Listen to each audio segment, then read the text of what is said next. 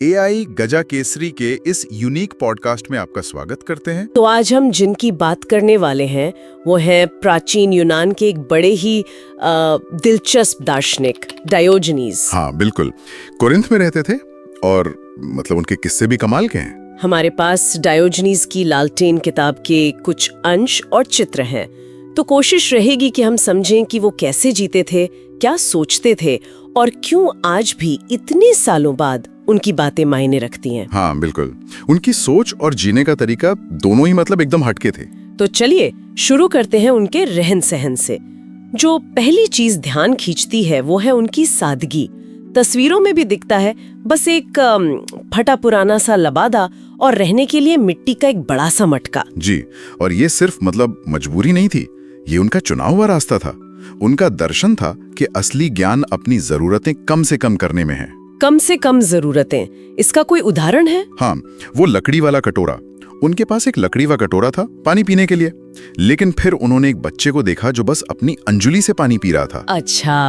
हाँ, तो उन्हें लगा कि भाई ये बच्चा तो मुझसे ज्यादा समझदार है, इसे कटोरे की भी जरूरत नहीं। और कहते हैं उन्होंने अपना कटोरा वहीं फेंक दिया। वो हर तरह के बंधन से, सांसारिक चीजों से मुक्त होना चाहते थे। वाह, तो फिर सवाल उठता है कि गुजारा कैसे चलता था? मतलब अगर सब कुछ छोड़ दिया तो? ज्यादातर तो बस ठंडा पानी पीकर और राहगीरों से जो थोड़ी बहुत भिक्षा मिल जाती थी। अक्सर वो ज्ञान की बातें करते थे, उसके बदले लोग कुछ दे देते थे। लेकिन उनका भीख मांगने का तरीका भी तो अजीब था। वो मूर्तियों वाला किस्सा। हाँ बिल्कुल, वो बाजार में जाते थे और पत्थर की मूर्तियों के आगे हाथ फैला देते थे। पत्थर की मूर्तियों के आगे? कोई क्यों करेगा ऐसा? जब लोगों ने पूछा तो बोले ताकि ना सुनने की आदत पड़े। मतलब वो रिजेक्शन या इनकार सुनने की प्रैक्टिस कर रहे थे। उनका सीधा सा सिद्धांत था, कम से कम में जियो और जो सच लगे वो बेधड़क बोलो। कमाल है, मतलब समाज के नियमों को सीधी चुनौती। और उनका वो खुद की तुलना कुत्ते से करना। हाँ, वो कहते थे मैं कुत्ते का कुत्ता हूँ, और तर्क देते थे कि बाकी कुत्ते दुश्मनों पर भौंकते हैं, पर मैं तो दोस्तों पर भी भौंकता हूँ ताकि उन्हें जगा सकूं। उनका हास्य भी बड़ा तीखा होता था, है ना? जी बिल्कुल, जैसे वो गंजे आदमी वाला किस्सा। किसी गंजे आदमी का मजाक उड़ाते हुए कहा, भाई तुम्हारे बालों ने तो बड़ी अक्लमंदी दिखाई, जो ऐसे मजाकिया सिर को छोड़कर चले गए। पर उनका मकसद सिर्फ मजाक उड़ाना नहीं था। हाँ, वो सोचने पर मजबूर करते थे। बिल्कुल, हंसो और सोचो, ये उनका तरीका था। एक और उदाहरण है वो थिएटर वाला। जब सब लोग नाटक देखकर बाहर आ रहे होते थे, हाँ, तो वो भीड़ को चीरते हुए उल्टी दिशा में थिएटर के अंदर घुसने रखते थे। क्यों? मतलब क्या दिखाना चाहते थे वो? वो कहते थे कि तुम सब लोग पूरी जिंदगी यही तो करते हो, भीड़ों की तरह एक दूसरे के पीछे चलते हो बिना सोचे समझे। वो लोगों को उनकी अपनी कंडीशनिंग दिखाना चाहते थे। वो दूसरे दार्शनिकों को भी नहीं छोड़ते थे। उनके लंबे चौड़े भाषणों को क्या कहते थे? गरम हवा, मतलब खोखली बातें। उनका मानना था कि दर्शन सिर्फ बातों में नहीं, जीने में होना चाहिए। पैसा कमाना या अमीर बनना जिंदगी का मकसद नहीं है, ज्ञान खोजना है। और इसी ज्ञान या मनुष्य की खोज से जुड़ा है उनका वो सबसे मशहूर किस्सा, लालटन वाला। हाँ, उनकी सबसे प्रसिद्ध कहानी। दिन के उजाले में, भरी दोपहरी में, कुरिंथ की सबसे व्यस्त गली में वो हाथ में एक जलती हुई लालटेन लेकर घूम रहे थे। दिन में लालटेन, जाहिर है लोगों ने पूछा होगा। हाँ बिल्कुल, दूसरे दार्शनिकों ने या आम लोगों ने पूछा, अरे डायोजनीज ये क्या कर रहे हो? और उनका जवाब, मैं एक मनुष्य की तलाश में हूँ। मनुष्य की तलाश? भीड़ में? हाँ। तो लोगों ने कहा, कैसी बातें करते हो, यहाँ देखो चारों तरफ आदमी ही आदमी है।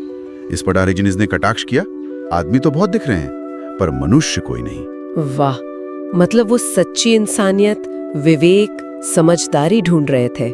बिल्कुल, सिर्फ दिखने में इंसान होना काफी नहीं था उनके लिए। उनकी इसी बेबाकी और आत्मनिर्भरता ने, कहते हैं, सिकंदर महान को भी बहुत प्रभावित किया था। हाँ, मैसेडोनिया के राजा सिकंदर, जिसने लगभग पूरी दुनिया जीत ली थी, वो भी डायोजनीज का प्रशंसक था।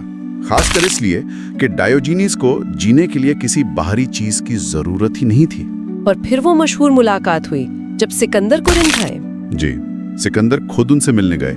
डायोजनीज उस वक्त अपने उसी मटके के पास धूप सेक रहे थे। कल्पना कीजिए वो दृश्य, सोने के कवच में सिकंदर, साथ में सैनिक और सामने जमीन पर बैठे डायोजनीज। और सिकंदर ने कहा, डायोजनीज, मैं महान सिकंदर, तुम जो चाहो मांगो मुझसे, मैं तुम्हारी हर इच्छा पूरी करूंगा। पूरी दुनिया का बादशाह एक तरह से उनके सामने।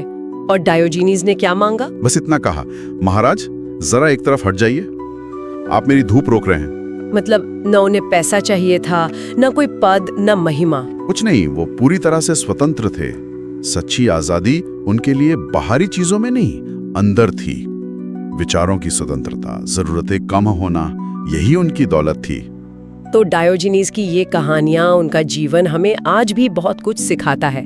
सादगी, जरूरतें कम करना, और सबसे जरूरी शायद, बिना डरे सच बोलना और सवाल उठाना।